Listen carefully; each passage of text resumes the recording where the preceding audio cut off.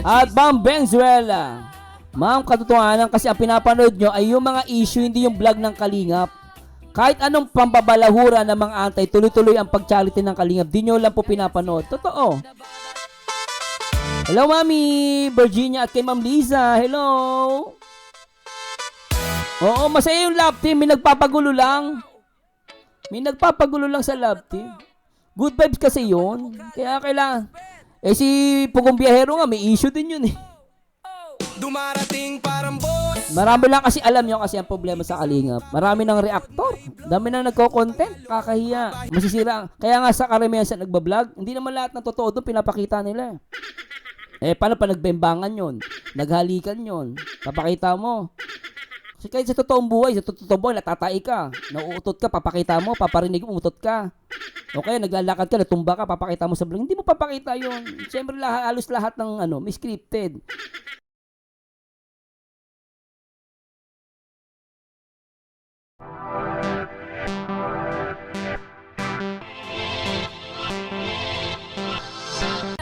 Binigyan pa ng opportunity, di ba? Mami, Virginia, thanks so much sa pakulay, Mami, Huwag kang papaapekto. Sabi na ang katotohanan, dati panay charity ang Kalingap, ngayon panay issue na lang, bilang na lang ang nagcha-charity. Actually, ma'am, hello ma'am, katotohanan, nagcha-charity pa rin po ang Kalingap. Depende po yun sa inyong perception. Kasi ganito lang yun, ma'am. Ang katotohanan. Totoo ba yung sinabi niya na panay, dati panay charity ang Kalingap, no? Tapos ngayon panay issue. Hindi po totoo yun. Kasi nagpo-focus lang kayo sa issue. Pero kung titignan niya po, nagcha-charity po ang Kalingap. Nagkataon lang, ang ginagawa ni Kalingap Rob, hindi naman pwede ang puro charity ka, panay iyakan. So, ginawa ni Kalingap Rob, naglagay ng love team. Tapos nagpasok na maraming mga vlogger. Eh ngayon, nung okay ang Kalingap, puro charity, pinapasok si Kapeso, pinapasok sila Manas, pinapasok sila Doklat.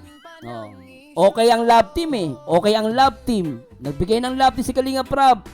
Para ba kalimutan ng charity? No. Charity pa rin yun. Kasi yung love team, kapag malakas ang views, nakakatulong sa ibang mga beneficiary na walang sponsor. No? Kaya nakakapagbabahay si Kalingap Rob gamit ang kanyang bulsa. Pero hindi nakikita ng iba yon. Ang nakikita nila, panay issue, hindi totoo yon. Ang tanong ko sa'yo, si Kuya Val at si Kalingap Rob ba gumagawa ng issue? Nagkakaroon ng issue dahil may mga pumapasok sa Kalingap, gumagawa ng issue, naninira. Si Kapeso, pinapasok ni Kalingap Rob, tinulungan niya, pinakilala sa Kalingap, nung nakilala, nagyabang. Nanghihingi ng, sabi ni Marilyn TV, nanghihingi ng appliances sa mga sponsor. Sabi ni Marilyn TV, ang tanong ko, sino gumawa ng issue? Ang Kalingap? O yung mga pinapasok sa Kalingap at lumabas, gumawa ng issue, naninira? Kung wala yung mga yan, hindi yan nag-aakusa, at kung ano-ano sinasabi sa social media, walang issue. Ngayon, kaya nagkakaroon ng issue, because sumasagot ang mga reactor. Ang mga reactor, kami po, hindi kami charity vlogger. Hindi pa ako charity vlogger, reactor ako eh. Natural, pinag-uusapan namin yung issue, pero kahit pag-usapan namin ng issue, may matutunan ka. I will make it sure na ako, pag tinapik ko ang issue, may matutunan ka, nire-resolve natin yung problema. Ngayon, ang totoo ba na ang Kalingap ay dati panay charity, ngayon hindi na? No. Charity pa rin sila. Tinitignan, ayaw nyo lang sa Kalingap, ang tinitignan nyo lang issue. Pwede ka namang manood. Kunwari, ayaw mo ng issue. Hindi manood ka sa upload ni Kalingap Rob na puro charity. Yung mga ganun din. Tsaka kailangan din nilang haluan yun. Hindi pa pwede palaging charity, nakaka-boring. Alam mo totoo lang, ang hirap. Manood minsan, umiiyak. Kaya minsan, tignan mo yung mga charity vlogger, nagbabago na. Ruel of Malalag, naglagay din ng love team. Di ba? Si Ruel of Malalag, nagla-love team na. Nagla-love team si Ruel of Malalag. Sino pa? Si Pugong Biyahero. Charity yun, naglalagay ng love team. Oh. So, hindi mo pwedeng sabihin na punay issue. May gumagawa kasi ng issue. At yung issue na yan, napag-uusapan lang yan. Kung ayaw mo ng issue, ang daming upload ni Kalinga from na charity. Diba? So, ganun lang po yun. It depends on your perception. Pero doon naniniwala na puro issue. Issue is normal. Kahit saan may issue. Sa bahay nyo may issue. Sa kapitbahay nyo may issue. Sa trabaho may issue. Sa gobyerno may issue. Sa barangay may issue. Punta ka ng barangay pa na issue doon. Walang charity. So, it depends on your perception. Hindi totoo yan. Hindi ako naniniwala. Kaya sila nabubulaga, basta inggitera. At Ma'am Benzuela, ma'am, katotohanan kasi ang pinapanood nyo ay yung mga issue, hindi yung vlog ng Kalingap. Kahit anong pambabalahura ng mga antay, tuloy-tuloy ang pag-charity ng Kalingap. Di nyo lang po pinapanood. Totoo. Tsaka yung Team Sika Peso, charity rin yun. Alam bakit? Nagkakaroon ng content, kumikita siya. Di ba charity yun? Eh di ba Sika Peso nabigyan ng ng hanap buhay ng Kalingap? Sabi nga ni Kalingap Rab at least natulungan natin siya, nabigyan natin ng hanap buhay. O, di ba? Hindi charity rin yun. Huwag lang kasi kayo mag-focus sa issue. Sabi nyo lang naman yun, madali mag-claim, pero mahirap patunayan.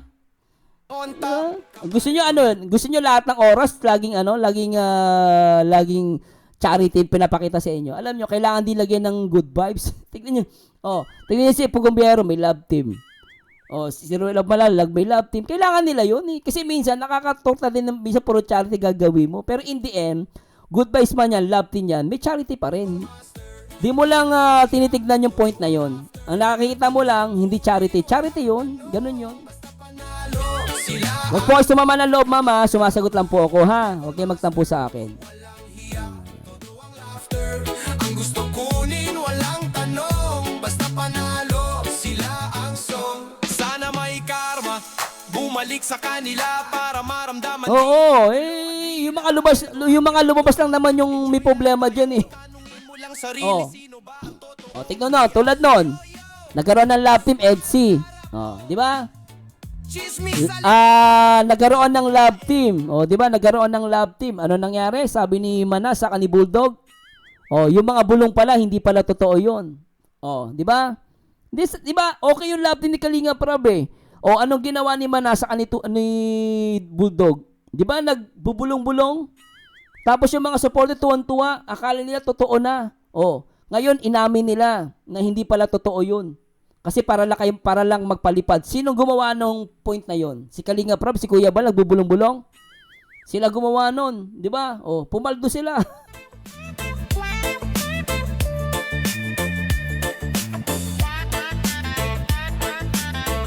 Sana maintindihan nyo ha. Ewan ko na lang, paliwanag na ako.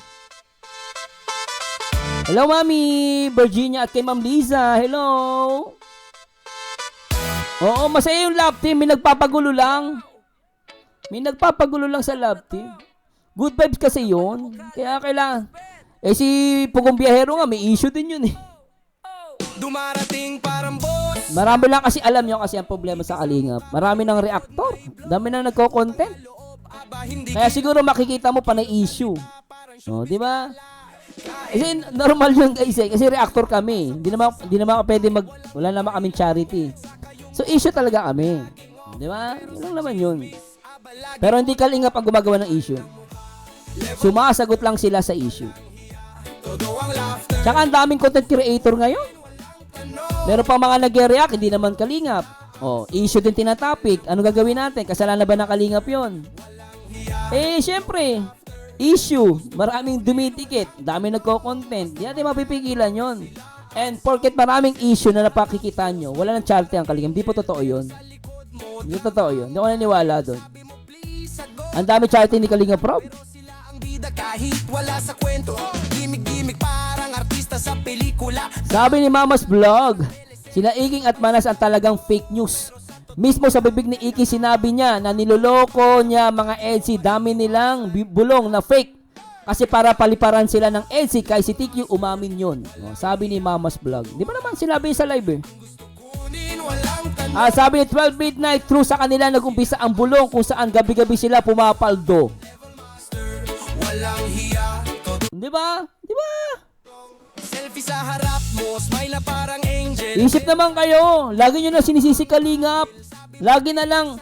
Pero yung mga nang balahura, mga tinulungan ng Kalingap na lumabas at sinisiraan ng Kalingap, hindi nyo sinisisi. Lahat na lang nasisi. Puro kay sisi, puro kay sisi. Lagi na lang Kalingap, nakakainis. Iwasan, ha? Kapal ng mukha, level master. Walang hiya, todo ang laughter. Ang gusto ko Puro Kalingap ang sinisisi. Pero yung mga nangwawalang hiya, hindi nyo masisi. Unfair. level master. Walang hiya, todo ang laughter. Ang gusto kunin, walang tanong. Basta panalo, sila ang Exactly, Ma'am Arlene. Real Amaro. Hindi pa ba charity yung pinagawa na bahay, na mga bahay at madaming pinag-aaral? Exactly, Ma'am. Yo, yo! Smile, Sarah! Tsaka, Mama, sabi niyo, ako nga, Ma'am Arlene, ako po ay isang scholar. Scholar ako. Scholar ako. Noong nag-scholar ako, ang taas ng requirements namin sa scholar. Kapag bumaksak ka lang sa isang maintain grades, aalisin ka sa pagiging scholar. Ang tanong ko sa inyo, ang Kalingap, ano requirements? Wala. Ang requirements na ni Kalingap Rob, basta mag-aral kayo. Oh. Di ba? Mag-aral lang kayo. Hindi naman niya kailangan 90%, 80%, 85% ang grades ninyo. Walang ganon. Basta sabi ni Kalingap Rob, basta mag-aral kayo. Oh. Ayan ang charity. Sa iba, magpaano ka, magkuha ka ng scholar, ang daming requirements. Marami akong kilala kumuha sila ng scholarship, bawal sila. Bakit? Nasa abroad yung magulang. Hindi sila pwede. Pero, hindi naman kasi porkit nasa abroad na magulang, may pera na. May mga nasa abroad, ang litang sahod. Kaya minsan, yung anak nila, pinapa-scholar nila. Oh. Kaya nga, hirap manghirap mag-scholarship. Ako, scholar ako. Alam ko yan. Pagiging scholar. Kaya sabi ko si Kalingap Rob, kung ako lang, estudyante, may Kalingap Rob ng panahon ko, magpapablog ako. Talaga ako, scholar ako. Wala kaming pera Oh, nagkataon lang pumasa ako. Pumasa ako, nag-aral ako. Oh, hindi ako nangihingi ng palipad. Para lang di ba? Hindi ako nangihingi ng palipad para yumaman, maging milyonaryo. Kung may magbigay, di salamat. Kung wala, pasalamat pa rin. Doon talaga. Di ka talo kung sisimulang Yes, Ma'am Dana. Makapasa lang. Oh. sa dulo ng gabi. Sabi nung Sinaida Mariano, kaya mo isa sige banata mo. Bahala kayo sa buhay nyo. Puro kayo paninira. Ako sa. Mga pangarap mo Yes, Ma'am Lisa. Di ba unfair? Hindi nila sinisisi ang mga antay. Kapal nga lang mukha. Di ba? Di sinisisi yung mga antay. walang hiya, todo ang laughter. Ang gusto kunin, walang Hello, Caroline Gasatan. Gumising na kayo. Mismong bibig nila lumalabas ang kasinungalingan ng fake news. Bulong nila. Pero bakit nag-support pa rin kayo? Kanila. Oh, tama. tanungin mo lang sarili, Diba? sino ba ang totoong hiya? Yo, yo! Oh, yun lang Tama si Ma'am Caroline Gasatan Gising-gising. Sasabihin nyo, Kalingap gumagawa ng issue. Hindi sila gumagawa ng issue. Kapal ng mukha, walang sawa. Kapal ng mukha, level master. Walang hiya, todo ang laughter. Ang gusto Di ba Di ba JP? Wala akong kausap dito. JP! JP, nawala si JP. Di ba? Di ba JP, biri mo sabi ni Ma'am Gasatan. Oh, bulong ng bulong. Yung pala, hindi totoo, di ba? Paldo. Gatas, nagatas, nagatas, nagatas, nagatas, nagatas, nagatas, nagatas, nagatas, nagatas, nagatas, nagatas, nagatas, nagatas. boss, madaming maleta. Tara na!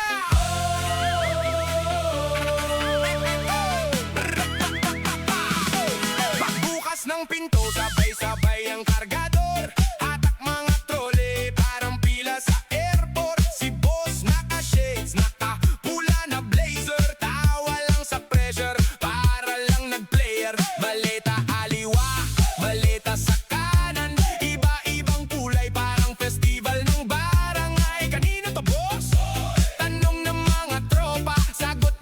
Sabi ni katotohanan, sabi niya, sabi niya, lahat naman sila nakinabang dyan sa love team. Kahit alam na scripted mula kay Rob at hanggang reactors nakinabang dyan.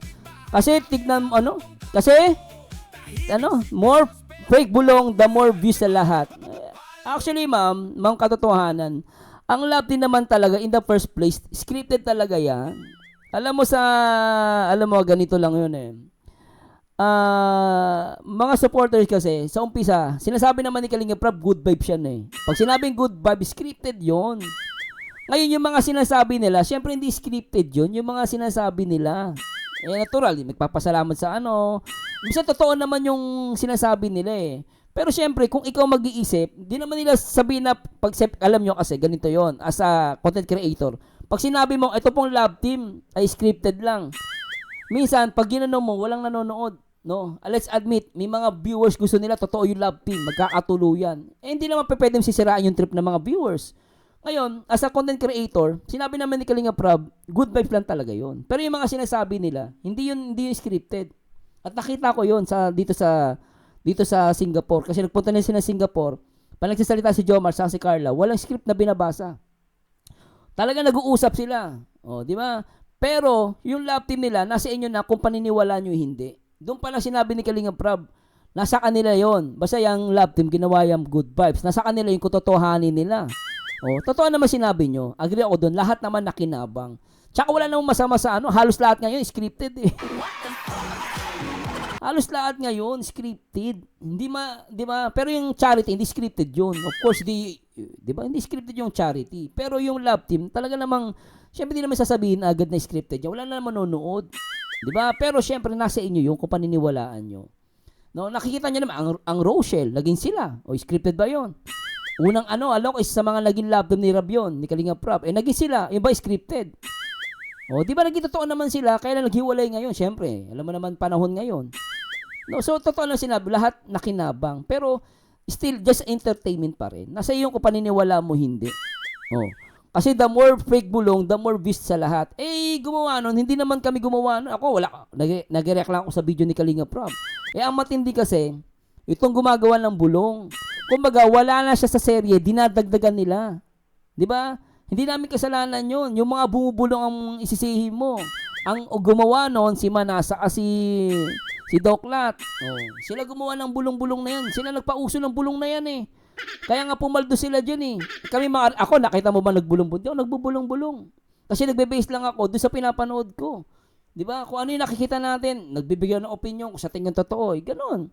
Nasa viewers yun. Ganon lang yun. Di ba? Kaya yung sisi mo dyan, nagbubulong. Sila talagang gumawa ng fake news. Inamin naman nila. Para lang magpalipad. Yun ang delikado kasi wala sa serye, bumubulong ka.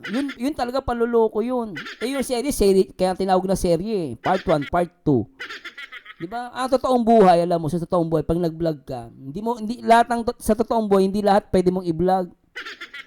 Hindi pa pwede. Nakakahiya. Masisira. Kaya nga sa karamihan sa nagbablog, hindi naman lahat ng totoo doon pinapakita nila. Paano pa nagbembangan yun? Naghalikan yun? Papakita mo. Kasi kahit sa totoong buhay, natatai ka. Nauutot ka, papakita mo, paparinig mo, umutot ka. O kaya naglalakad ka, natumba ka, papakita mo sa vlog. Hindi mo papakita yun. Siyempre, halos lahat ng may scripted. Pero sa charity, no? Hindi wala naman script sa charity kasi pagtulong yun. Pero yung mga vlog pang good vibes, automatic naman yun. Ayun, sabi nga ni Kalinga Prab, kung magiging totoo sila, edi sila na yun. Nasa viewers na yun. Iba kasi, kapag hindi nagkatuluyan, ang problema sa ibang mga viewers kasi sa mga love team, pag hindi nagkatuluyan, nagtatampo. In the first place, ginawa naman yan talaga ang primary, yung love team, ginawa yan para sa charity, hindi para talaga pag-asawahin yan, hindi. Nagsasabi lang mga anti, pinag-love team to para pag-asawahin. Nasa kanila yung mag-aasawa sila, hindi. Nasa kanila yun, hindi ang Kalingap. Sila ang may decision nun. At yung mga nagsasabi lang pag-aasawa, yung mga viewers yun. Alam mo na may ibang mga love team, pag hindi nangyari yung gusto nila, gagalit, nagwawala, pupunta ng anti-Kalingap. Maraming ganun. Kaya karamihan tingnan mo, mga karamihan sa karamihan dyan, puro galing love team. Totoo lang, honestly speaking. Di ba? Mga love team ang sinusuportahan. Promise. Si boss, Paldo si boss. Madami siyang malita, parang hindi mauubos. Paldo si Kaya nga, nasa inyo yun eh. dito tulak Oh, sabi ni Trisha Ann, si BNB scripted content niya. Oh, sabi ni Trisha. Oh, yun. Oh, di ba? Oh, man sa baboy, sumakay. Oh, di ba scripted 'yon? Oh, sabi hindi totoo 'yun.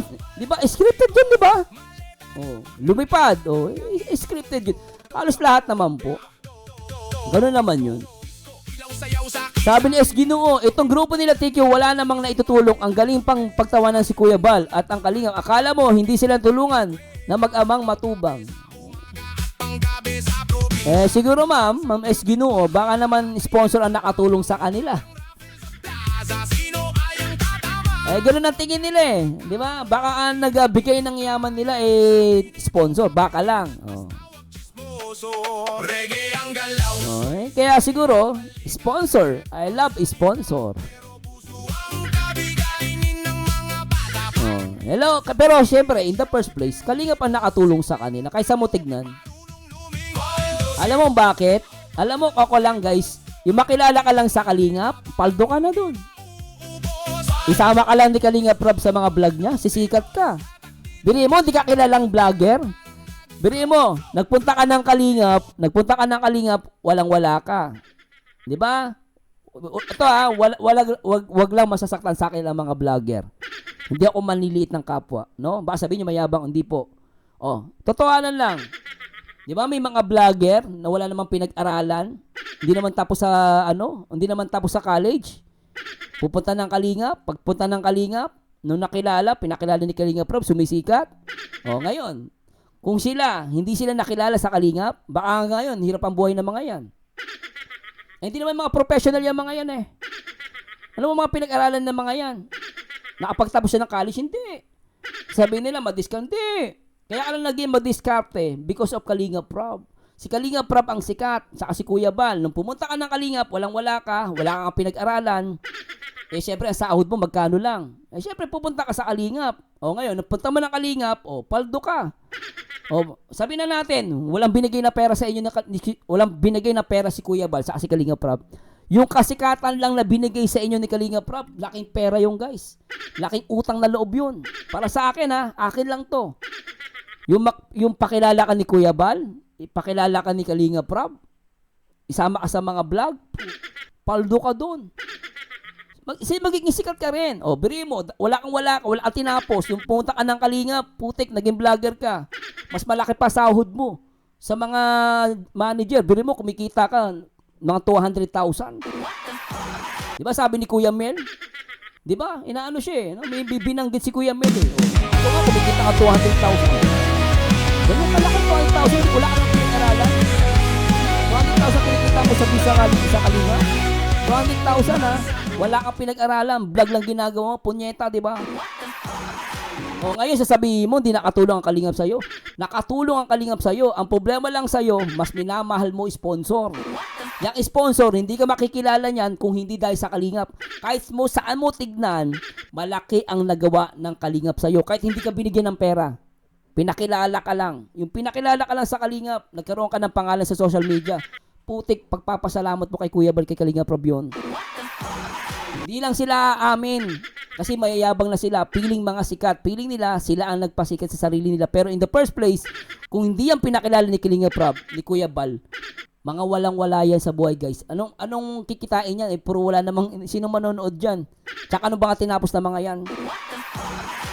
Ano tinapos ninyo? Sabi din, diskarte. Ano mo diskarte? At mag-diskarte ka pa. Kung di ka kilala sa social media, hindi ka yayaman. Nakilala ka na Kalingap. Kinapitan ka ng mga supporter. Hindi gumanda buhay mo, ungas.